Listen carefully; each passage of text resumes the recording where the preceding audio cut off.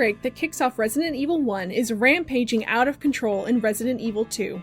Zombies have spread from the Arklay Mountains to Raccoon City, infecting and turning citizens at an uncontrollable rate. Some try to barricade themselves inside their home. Others are caught at work and trapped. Unaware of the zombie outbreak, our two protagonists, Claire Redfield and Leon Kennedy, embark on a journey into the city and enter an unimaginable nightmare. Zombies are the least of their concerns when faced with the mutated monsters stalking them. Today, we're going over the events of Resident Evil 2, so strap in. Heads up, this video will have spoilers for Resident Evil 2. Welcome back. If you're new here, my name is Luffy and welcome to my channel. I talk video games and character analysis, so if that's your thing, subscribe and stick around. If you like what I do here, consider supporting me on Patreon or becoming a channel member so that I can continue to bring these videos to you weekly. Let's hop right into things. From fateful encounter to an infested police station. On a dark and stormy night, Claire embarks on a mission to find her missing brother. Rookie cop Leon heads towards Raccoon City Police Department for his first day on the job. And one of the best characters in all of Resident Evil, an unnamed truck driver, snacks on a burger while unwittingly driving his semi-truck into the midst of a zombie infection rampaging its way through Raccoon City. Unfortunately, the trucker hits a zombie with his truck, and when he goes to check on them, they bite him. Why'd he bite me? We then cut to either of our main protagonists. It's Claire's choice on who we follow, either Leon or Claire. Leon's a loser who got dumped by his girlfriend the day before his first day as a Raccoon City police officer, so he got drunk and was running way late. They retcon Leon getting dumped in the remake, but I'll never forget Leon's real backstory. Claire is Chris Redfield's sister. Chris was a member of Raccoon City's STARS team and had gotten caught up in the mansion incident of Resident Evil 1 and disappeared directly after. If you need a refresher of what happened in RE1, I'll have a link to a video explaining that in the description you can check out. Chris didn't tell Claire where he was going, so worried as a sibling would be, she went to Raccoon City to find him. Leon and Claire's stories converge for the first time in a gas station just outside of Raccoon City where zombies ambush the two. Leon and Claire team up and decide to go to the police station together since it was both their destination and also because Leon assumes the officers at the police station will have some answers as to what's going on. Little does he know just how involved RPD, specifically Chief Irons, is in the outbreak. Unfortunately, they don't make it to the police station because our trucker buddy succumbs to his bite while driving and drives into their car. The two dive out of the car in time to avoid being smushed by the semi-truck, but the resulting crash and fire separates them from one another. They shout to each other that they'll meet back up at the police station, and the two head off on their separate journeys. There are two scenarios we can play through as Claire and Leon, Scenario A and Scenario B. Scenario A is considered the canon playthrough though, so that's what we'll be focusing on today. At the police station, Claire, if you chose to play as Claire, otherwise it'll be Leon, meets the other best RE character ever, Marvin. Marvin's a lieutenant with the RPD and one of the few survivors of the outbreak. He's been bitten though, so unfortunately he won't be a survivor for long. Marvin explains that there's a secret passageway that leads out of the police station and Claire, or Leon, gets right on top of that. While exploring to find the passageway, Claire and Leon meet back up, but are blocked from teaming up by a locked gate, and the two go their separate ways yet again. Once Claire, or Leon, finds the secret passageway, she tries to convince Marvin to come with her, but Marvin knows it's too late for him. Marvin firmly rejects the notion of going with her and tells Claire to save herself. Claire, and Leon in his playthrough, accepts Marvin's decision and presses on without him. Eventually, Marvin succumbs to his injuries and turns into a zombie and wanders the main floor of the police station. Marvin, you were the realest one. While navigating the underground tunnels beneath the Raccoon City Police Department, Claire meets Sherry Birkin. Sherry is hiding in the tunnels and warns Claire, "You need help." Why? He's right behind you.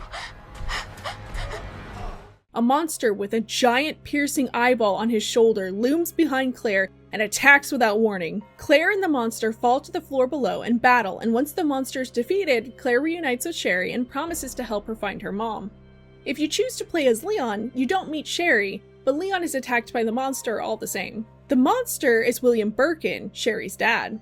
William is a researcher working for Umbrella who researched and developed the G-Virus, a bioweapon he intended on selling to the US military behind Umbrella's back. When Umbrella caught wind of William's impending betrayal, they sent in the Umbrella Security Service to collect the G-Virus. Incensed, William refused to give the G-Virus over, and an Umbrella Security Service shot William and mortally wounded him. William stabbed himself in the heart with a sample of the G-Virus and mutated into the horrifying monster we meet. If you want to know more about William Birkin, I have a whole video covering him in detail that I'm pretty proud of, that's linked in the description. William Birkin is one of my favorite Resident Evil characters, and one sad fact about him that I'll tease you with from that video is that he regrets infecting himself with the G-Virus. You can hear him say, "Help me." Help me!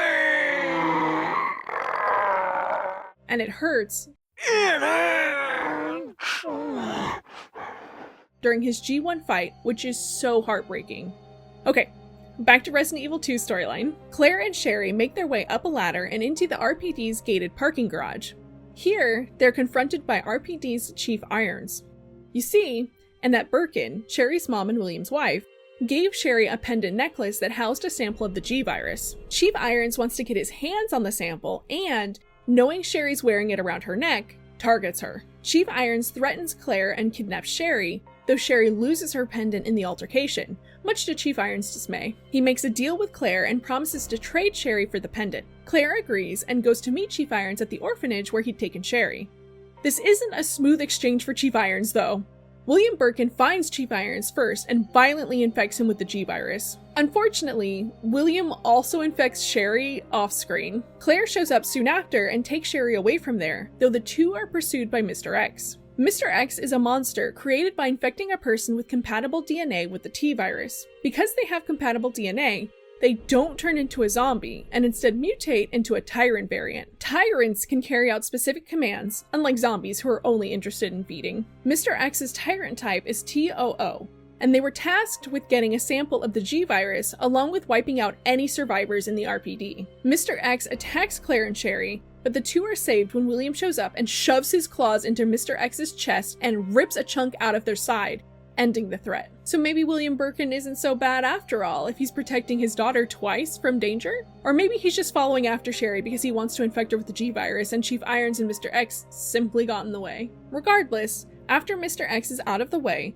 William Birkin jumps on the elevator Claire and Sherry are hiding out on, forcing it to drop. They land in the sewers. Claire loses consciousness from the fall, and Sherry takes off to avoid her father. Claire wakes up to meet Annette Birkin, Sherry's mother.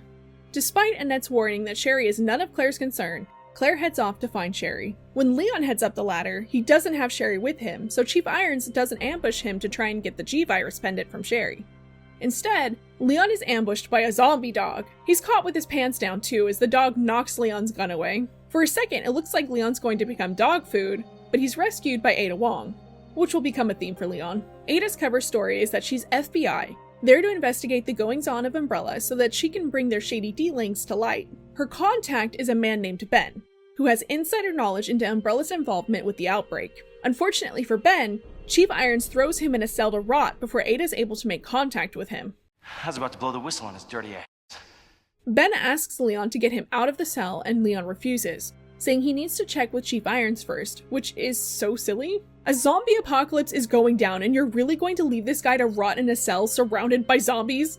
Horrible. Unbeknownst to Ben or Leon, Ada isn't actually with the FBI and has actually come to Raccoon City to grab a sample of the G-Virus. This doesn't matter much to Ben though, as Mr. X punches through the wall of Ben's cell and crushes his skull in his hand. Was that level of intensity necessary, Mr. X? With Ben gone, Ada enlists Leon's help instead, manipulating him as she needs to further her goals. Ada lies and tells Leon that she's with the FBI investigating the outbreak, and specifically Annette Birkin, who is blamed for the wave of zombies overtaking Raccoon City. Leon and Ada head into the sewers to go to the nest, but they're intercepted by Annette. Annette shoots at Ada, but Leon takes the bullet meant for her and passes out. Ada covers Leon in her jacket like a blankie, then pursues Annette. Leon rests for a while, then awakens. After this split in the story, both Claire and Leon's story continues with them fighting William's G2 stage.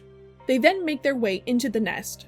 Claire needs to find the vaccine to cure Sherry of her G-Virus infection, and Leon sets off to further investigate Annette for Ada. Mr. X isn't dead in Leon's scenario, as he doesn't have Sherry with him for William to protect. So Leon is confronted with Mr. X one last time and must defeat him. From the streets of Raccoon City, to the police station, to the underground tunnels leading to the nest, Claire and Leon are confronted with horrifying monsters designed to infect and end anyone they come across. Somehow, Claire and Leon survive, but their challenges will only intensify as they work their way further and further into Umbrella's facilities.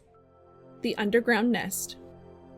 The nest is Umbrella's underground facility where William, Annette, and countless other researchers worked on the G-Virus.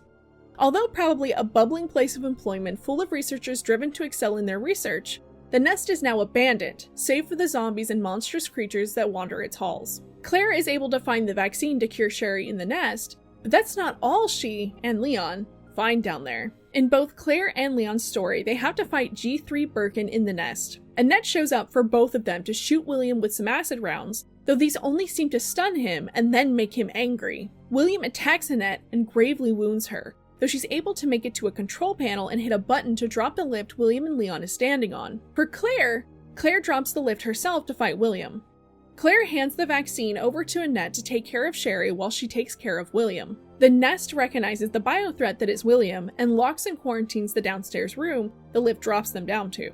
The fight is on, and the nest will only unlock the doors leading to that room after the biohazard is no more. Once William is defeated, Claire makes her way to where Sherry's being kept. Annette was able to give Sherry the vaccine and says she's going to be alright. Unfortunately, this is the last thing Annette's able to do for Sherry, as she succumbs to the injuries William dealt her and passes soon after. While all of this is going on with Claire, Leon is busy confronting Ada. He's starting to get the suspicious feeling that Ada isn't all she says she is, and that she may be a spy sent to the nest to steal a sample of the G-Virus. AKA, Annette tells Leon this point blank and breaks the Ada spell he's under. When Leon confronts Ada, Ada pulls a gun on him and demands he hand the sample of the G-Virus over that Leon has in his pocket. Unfortunately for the both of them, the nest is falling apart and the ground gives out beneath their feet.